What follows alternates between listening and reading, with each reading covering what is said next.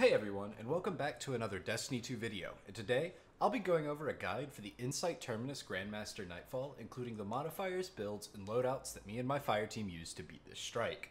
There's not nearly as much to go over for this strike as last week's Glassway, so today's video guide will be a lot shorter.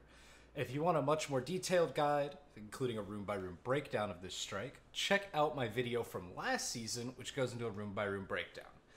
Even though a lot of the mods have changed, the general way that we beat this strike did not change very much at all. And before I begin, when this video goes live, I will actually be streaming my weekly Vault of Glass runs over on my Twitch channel, which is linked down below. Come check it out if you're interested. Gonna run the 3 raids, and then probably some Apex Legends, and maybe some Sea of Thieves with friends. And if you liked the video, as always, a like and subscribe is greatly appreciated, and now on to the video.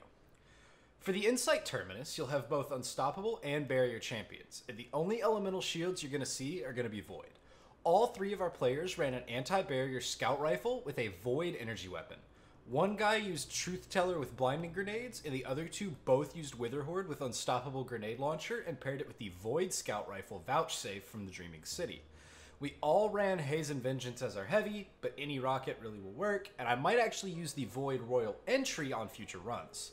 For mods, we used Void Resist and Concussive Dampener, since all incoming Void damage in this strike is increased, and Concussive is really good against both Cabal and Vex that you'll face in this strike. We repeated the Charge with Light setups using Protective Light for safety, but you can also use mods like High Energy Fire for extra damage if you'd like. Other mods like Stacks on Stacks and Supercharged were also very useful, but aren't necessarily needed for the Protective Light setup.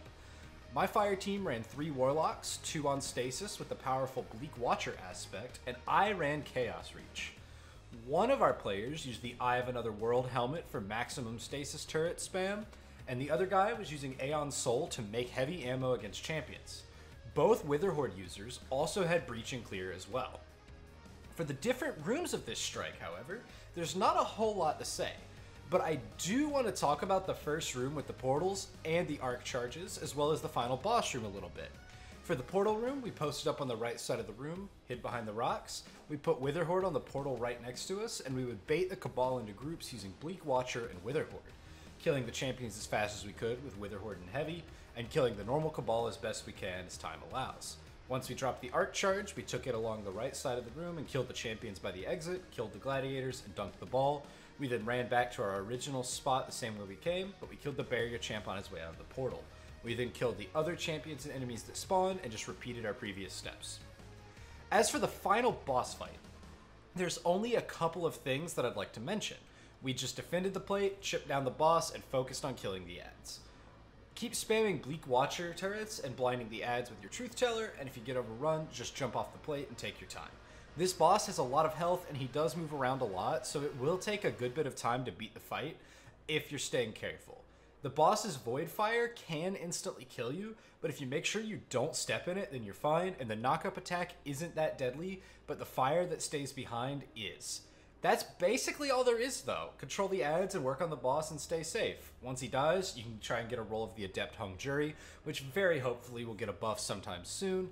And that's all I have for this GM guide. If you liked the video, remember that a like and subscribe is always greatly appreciated, and check out my Twitch channel, which is again linked down below. If you do feel like you would still like a more detailed guide, my advice would be to go back and again watch my video from last season's version of this Grandmaster, since it's not really all that different in terms of the actual strategy, but the loadouts that I detailed here would be what you want to apply to the strategies that I detailed there. However, again, that's all I have. So thank you for watching, and good luck with your Grandmaster runs in the Insight Terminus, and hope for a good roll on the Hung Jury. Everybody have a great day.